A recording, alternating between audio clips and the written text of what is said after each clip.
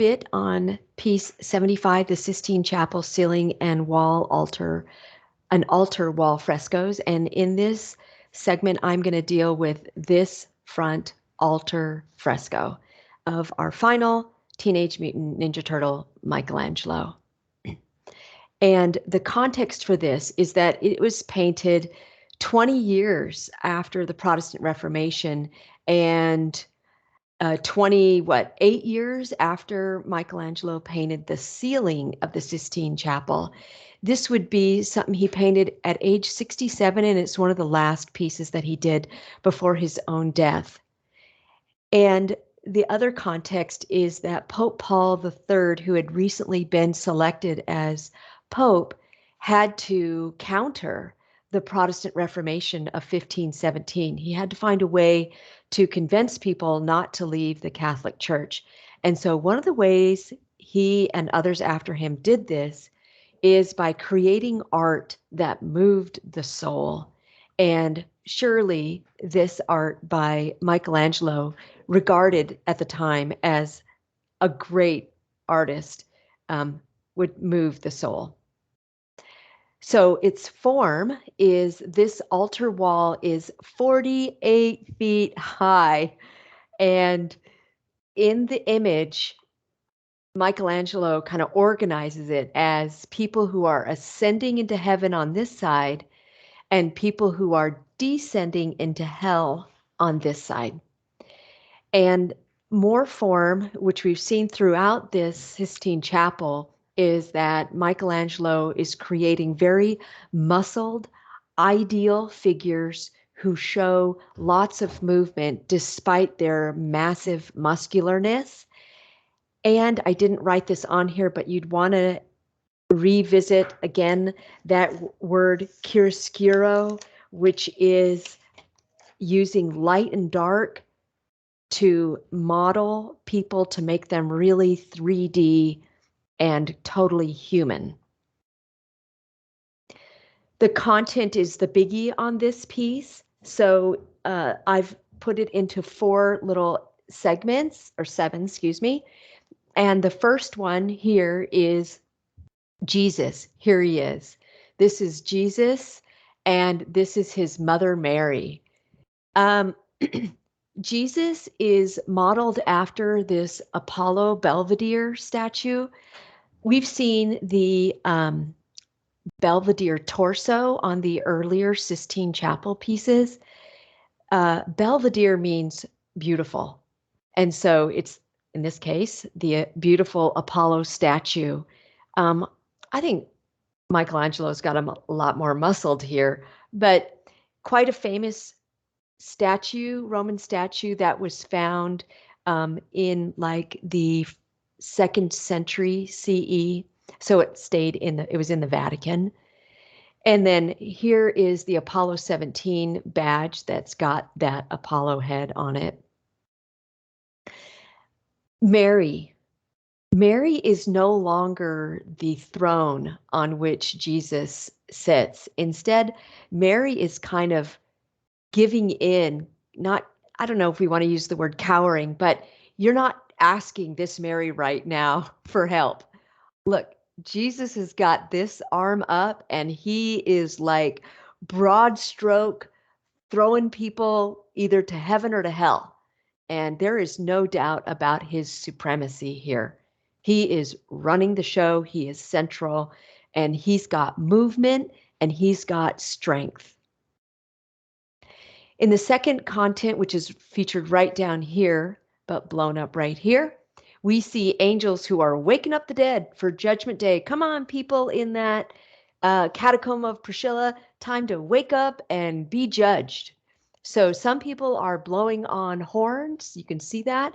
And then 2 other angels are showing, here's the book with the list of what your goods and bads have been, your sins. And so this angel over here is kind of pointing to the folks who are headed down to hell. In case you question why you're there, we've written it all down. Third content is right here.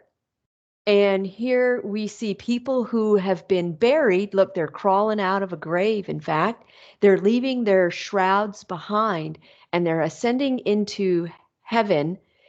And some of them need to be pulled up by angels to get there. So the angels are helping them out. But they're essentially returning to their nakedness, their birth state, which some people kind of objected to. Then for content right here, we see this man is headed into the fiery pits of hell. Here's a demon taking him down, and another demon taking him down, another demon biting his quad right here, and he doesn't want to look. This is so scary. So this is meant um, at the back of the altar for us viewers to look at it and to kind of be aware, ooh, this is my future fate.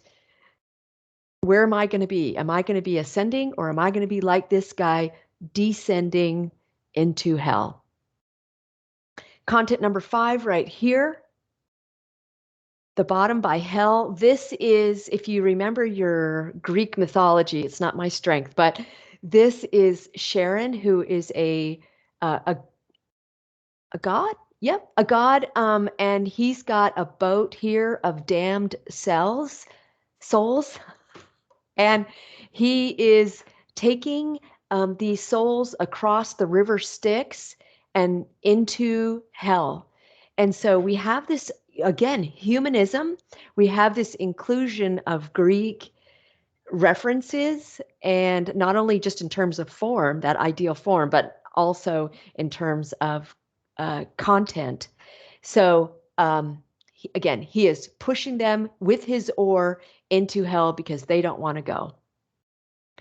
And then content 6 here, this is a man, Baggio de Cesena, who critiqued Michelangelo's work and said it sucked.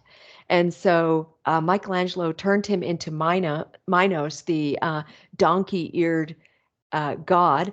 And Minos's job was to judge people who were going into hell or into the underworld. This would be still a Greek reference here. And so Minos here is judging people going into the Christian hell. Look at, there's a serpent even biting his gonads. And then finally, content 7 here is on a cloud, Saint Bartholomew. Saint Bartholomew was a saint because he renounced pagan gods, and he was flayed, meaning that his skin was cut off. And so he is holding a knife in one hand and his own skin in the other hand. But on his flayed skin is placed the anguished face of Michelangelo. And not sure, is he going up? Is he going down? And perhaps that's the whole message. Where are you going, up or down?